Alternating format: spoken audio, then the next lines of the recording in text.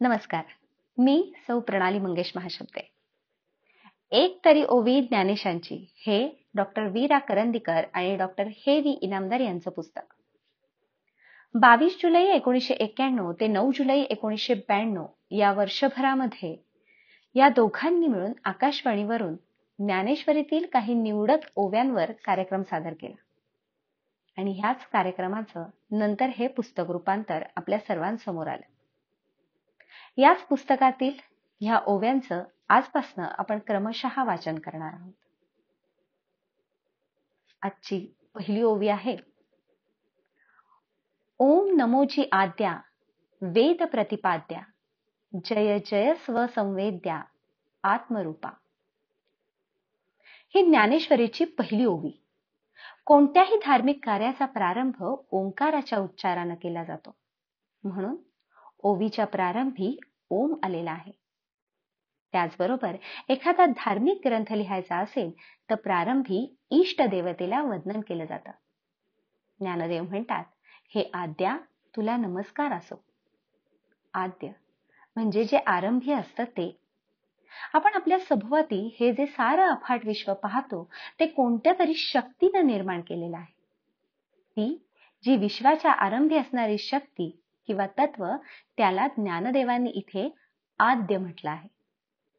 आपल्या धर्माचे सर्वात प्राचीन ग्रंथ म्हणजे वेद.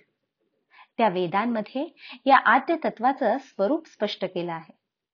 म्हणून ज्ञानदेव म्हणतात की वेदांनी ज्यांचं वर्णन केलं आहे त्या आद्य तत्वाला नमस्कार असो. कोणत्याही देवतेचा इथं नावानं उल्लेख केलेला नाही, तर शक्तीचा किंवा तत्वाचा उल्लेख केलेला आहे, हे लक्षात घेण्यासारखं आहे. त्यापुढे ज्ञानदेव म्हणतात, जय जय. जय जय म्हणजे त्या आद्य तत्वाचा जय जयकार असो.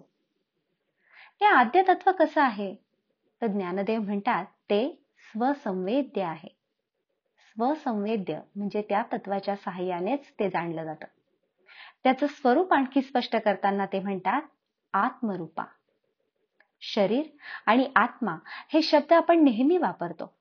आपल्याला शरीर आहे, ज्या तत्वामुळे ते जिवंत आहे असं आपण म्हणतो, ते तत्व म्हणजे चैतन्य, तो आत्मा. आपण जिवंत आहोत हे आपल्याला कशाच्या तरी सहाय्यानं समजून घ्यावं लागत नाही, ते आपल्याला कळतं. स्वसंवेद्य याचा अर्थ तोच आहे. आपल्या शरीराला व्यापून राहणारा जसा आत्मा, तसाच साऱ्या विश्वाला व्यापून राहणारा आत्मा आहे, तोच परमात्मा.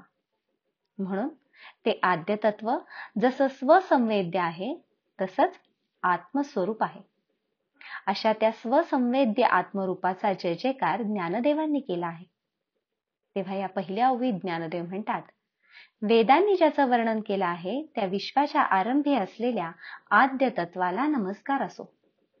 स्वसंवेद्य आणि आत्मरूप अशा त्या तत्वाचा जय जयकार असो.